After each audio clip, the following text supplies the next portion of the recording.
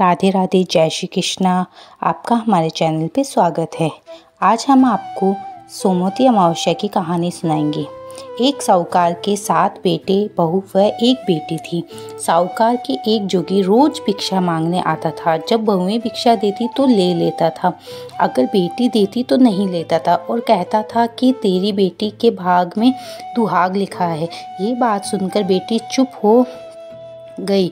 तब माँ ने कहा कि बेटी तू सुस्त क्यों हो गई।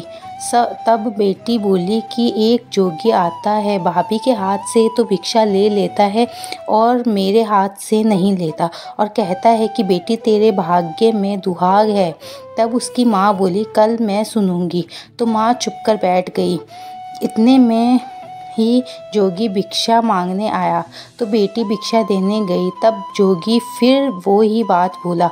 इतनी सुनकर माँ बाहर आ गई और बोली एक तो हम तुझे भिक्षा दे और तू उसके बदले हमें गाली देता है। जोगी बोला मैं गाली नहीं देता, जो बात सच है वही कहता हूँ। इस लड़की के भाग्य में लिखा है वही बोलता हूँ। तब उसकी माँ बोली जब तेरे को ये पता है कि मेरी बेटी के भाग्य में दुहाग लिखा है तो जोगी तुझे ये भी पता होगा कि ये दुहाग कैसे मिटेगा। जोगी बोला 7 समुंदर पार एक शोभा धोबन रहती है जो सोमवती अमावस्या का व्रत करती है।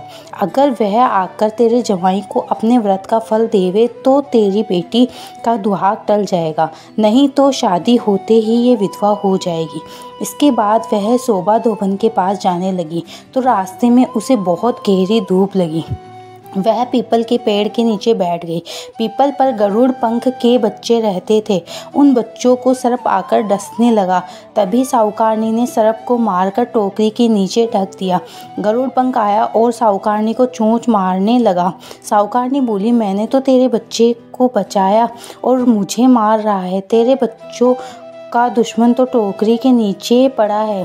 तब गरुड़ जी बोले कि तूने मेरे बच्चों की जान बचाई है, इसलिए तू कुछ मांग। साहूकारनी बोली पहले मेरे को वचन दो। गरुड़ जी बोले बाचा त्रिबाचा तेरे बाचा चूकू तो धोबी के कुंड में जाऊं।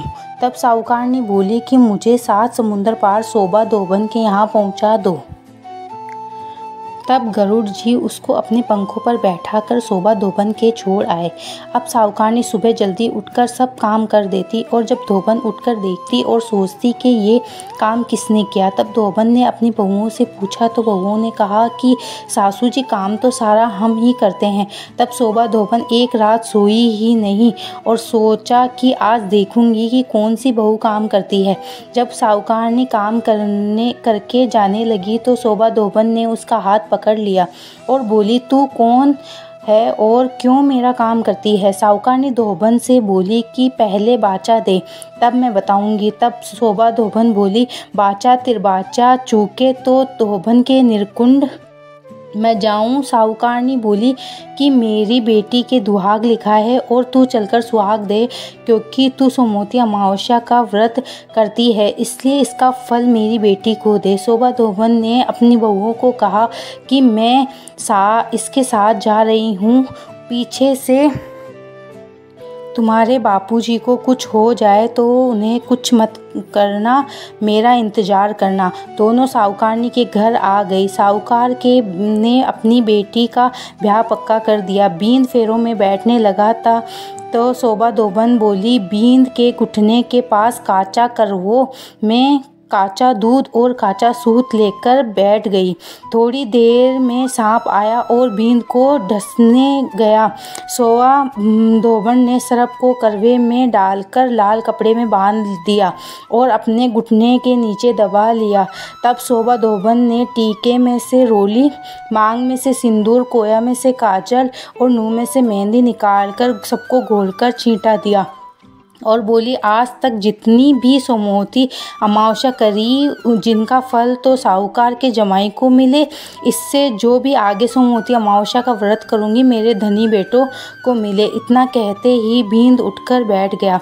सब कोई सोमवती अमावस्या की जय जय बोलने लग गया। साहूकारनी बोली, तुम्हें मेरे जमाई को जीवन दान दिया है तो कुछ मांग ले। तब सोवा धोबन बोली, मुझे कुछ नहीं चाहिए, मुझे तो एक कूक सिलावा की हांडी दे दे। हांडी लेकर सोवा धोबन चली आगे। रास्ते में सोमवती अमावस्या मिली। सोवा धोबन ने हांडी के 108 टुकड़े कर पीपल के 108 फेरी दी और सोमवती अमावस्या की कहानी सुनकर 108 टुकड़ों को पीपल में गाड़ कर घर आ गई। वहाँ देखा कि उसका धनी मरा हुआ पड़ा था। टीके में से रोली ली, मांग में से सिंदूर, कोया में से काजल, नाखून में से मेहंदी निकाल कर घोल कर अपने धनी को छींटा दिया और बोला, मैंने रास्ते में सोमवती अमावस्या करी है, जिसका फल मेरे धनी को मिले। इतना कहते ही उसका धनी उठकर बैठ गया। घर का जोशी बोला कि जजमान, तुम्हें सोमवती की फेरी की चीज़ मुझको दो।